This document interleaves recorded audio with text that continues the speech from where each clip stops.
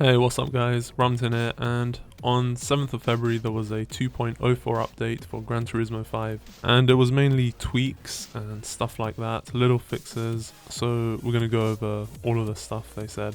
If you want to see a written version of it, it's on the PlayStation website or gtplanet.net, but I'm just going to give it to you in a video form along with some gameplay. And about the gameplay, it's just arcade mode. On my car I've got everything set off except ABS at 1, and I have to say the AI was very aggressive. But anyway, on to the patch. So the most notable fix is that they've improved the performance of online races. They haven't said what. I imagine it's the lag compensation software they're using and the matchmaking. Well, no, it wouldn't be matchmaking because you choose what lobbies you go into. But the lag compensation software is what I think they've fixed or they've tweaked, so it gives better performance. However, you should note that if there's 12 or more players who use voice chat, this does reduce the frame rate for everyone else.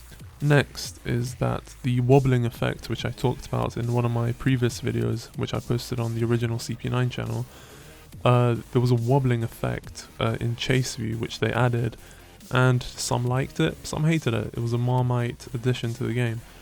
But they've reduced the wobbling now, so the people that did find it annoying, they won't find it as annoying now, and the people that liked it, it still is there.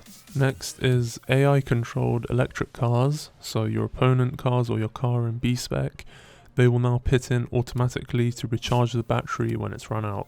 I assumed it should have been doing this from the beginning, but it didn't, and that's fixed.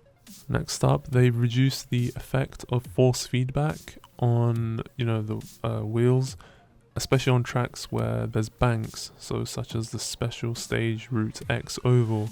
That each end there's this like banked curve, and if you use a force feedback wheel you'll be getting too much pull, so they've reduced that to make it more realistic and more friendly to use. Next up, it's when you're driving Formula cars, such as Ferrari F10 or a Formula Gran Turismo, and you're using the Logitech steering wheel controllers, the initial force feedback was too much, and now that's been lessened and adjusted, which makes it easier to drive in a straight line.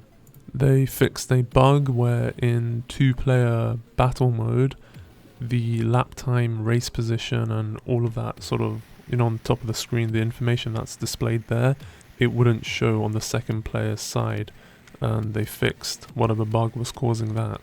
Another bug they fixed is where if you switched from a combustion engine to an electric car within the same online race, the exhaust sound would still be heard. But obviously electric cars don't have exhausts. Hydrogens do, but theirs let out water. Anyway, that's fixed. Next up is another bug which was fixed. I actually got this myself, where if you start the game without signing in online and then you save in GT mode or even just in the main menu, the cars and courses in the racing car and course pack, they'd become unusable. I don't know why, but I guess that's how it was coded, and they've addressed that now, so you can go into the game and then log in later if your PS is not set to log in automatically, and then you choose to log in whenever you want. The game won't, it'll still allow you to use all the cars and courses which are in from the DLCs you've downloaded. And to round off some of the other fixes now, they fixed an issue where electric cars, they wouldn't recharge in the pit, and obviously they'd become immobile, and that would be kind of the end of the race. Another issue they fixed is when the oil in the Toyota Prius was changed in GT Auto, the motor didn't function correctly. They haven't said what went wrong, but it's clearly a bug they saw or got reported to them. They fixed that. And finally, they've improved the force feedback of the Thrustmaster T500 RS, where this level 10 of the force feedback adjustment, and this was specifically when using the X2010 and X2011 Red Bull cars, the steering wheel wouldn't work effectively. Well, that's really all the update was, to be honest. I mean, it was just fixing bugs, fixing glitches.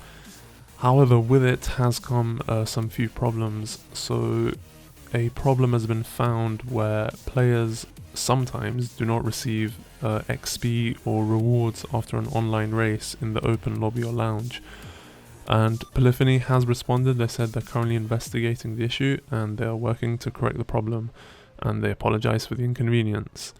Alright guys, so subscribe for future episodes where I cover Gran Turismo cars specifically. I'm gonna have a little something on Sunday where I go through the history of one particular car and then, show it in Gran Turismo, maybe find pictures of it in real life, but there's problems with copyright, blah blah blah. So subscribe for that and leave a comment. I really appreciate those, and I will get back to you, and have yourself a nice day.